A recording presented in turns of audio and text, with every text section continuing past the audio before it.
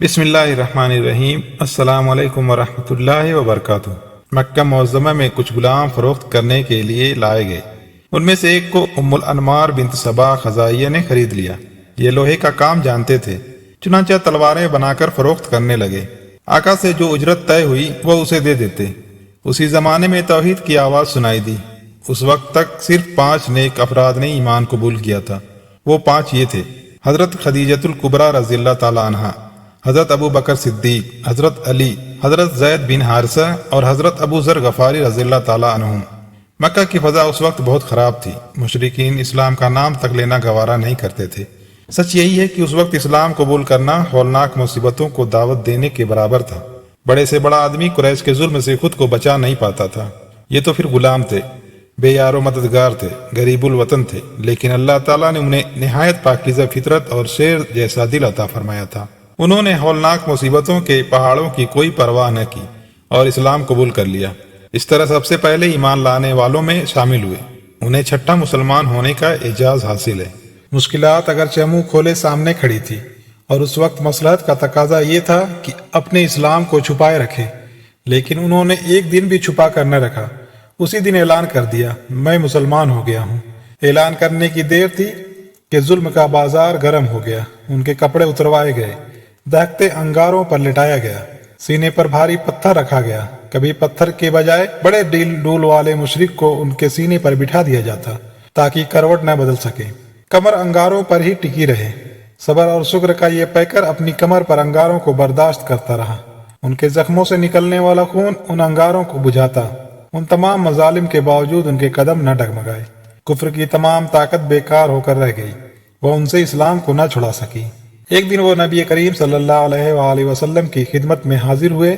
آپ صلی اللہ علیہ وآلہ وسلم اس وقت خانہ کعبہ کی دیوار کے سائے میں لیٹے ہوئے تھے۔ نزدیک پہنچ کر انہوں نے عرض کیا، یا رسول اللہ صلی اللہ علیہ وسلم، آپ اللہ تعالیٰ سے ان تکالیف کے خاتمے کی دعا کیوں نہیں کرتے؟ یہ سن کر آپ صلی اللہ علیہ وسلم اٹھ بیٹھے۔ آپ کا چہرہ مبارک سرخ ہو گیا۔ فرمایا، تم سے پہلے زمانے میں ایسے لوگ بھی ہوئے ہیں کہ لوہے کی کنگھیوں سے ان کا گوشت نوش ڈالا گیا، سوائے ہڈیوں اور پٹھوں کے کچھ نہ چھوڑا گیا۔ ایسی سختیوں کے باوجود انہوں نے دین کو نہ چھوڑا۔ ان کے سروں پر آرے چلا دیے گئے، چیر کر 2 ٹکڑے کر دیے گئے، لیکن انہوں نے دین کو پھر بھی نہ چھوڑا۔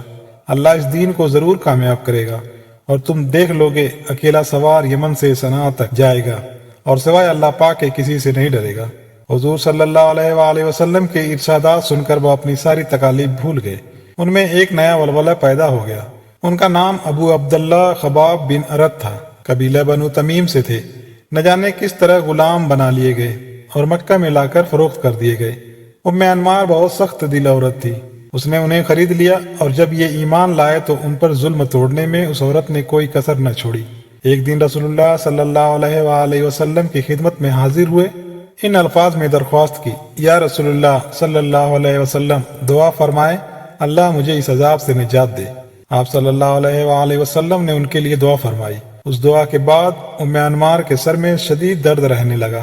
یہ درد کسی طرح کم ہونے میں نہیں آتا تھا۔ کبھی کبھی وہ کتوں کی طرح بھونکنے لگتی۔ کسی نے اسے بتایا کہ جب تک لوہے سے تمہارے سر کو داغا نہیں جاتا اس وقت تک درد ختم نہیں ہوگا۔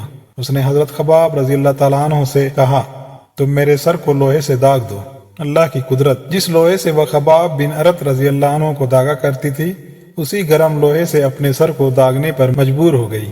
اس نے یہ کام لیا بھی حضرت خباب بن ارت رضی اللہ تعالیٰ عنہ سے، لیکن اسے اس علاج سے کوئی فائدہ نہ ہوا اور تڑپ تڑپ کر مر گئی۔ مشرک اب بھی انہیں ستانے سے باز نہ آئے۔ عاص بن وائل کو حضرت خباب بن ارت رضی اللہ عنہ کا کچھ قرض دینا تھا۔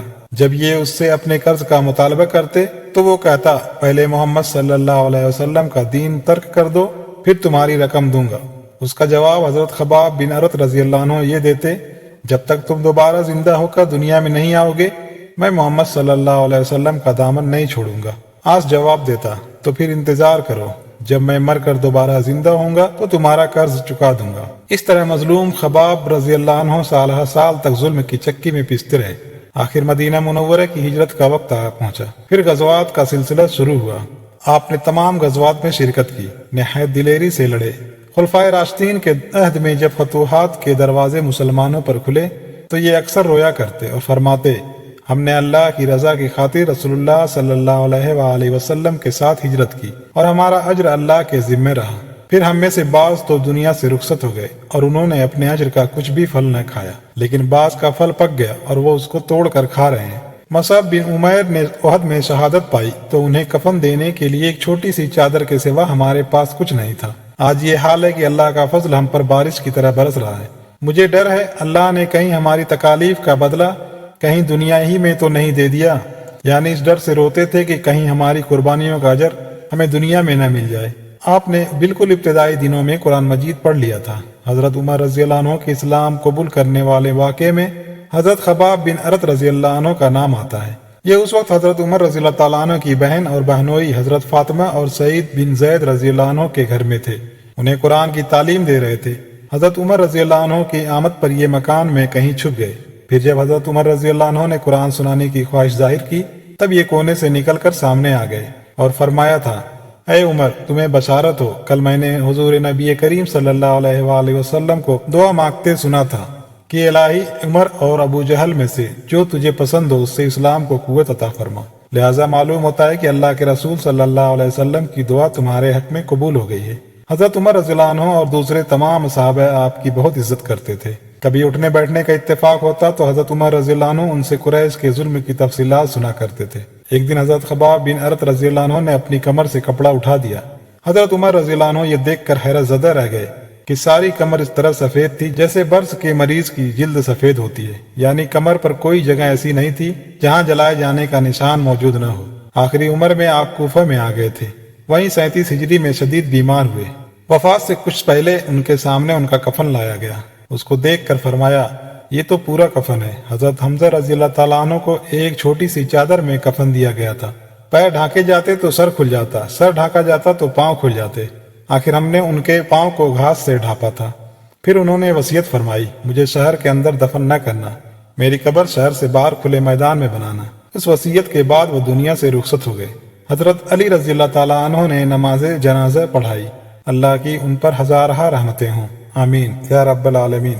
محترم ناظرین کرام، آپ سے گزارش ہے کہ اس ویڈیو کو لائک اور ہمارے دینی و اصلاحی چینل کو سبسکرائب کر دیں۔ جزاک اللہ خیر۔ اللہ ہم سب کا حامی و ناصر ہو۔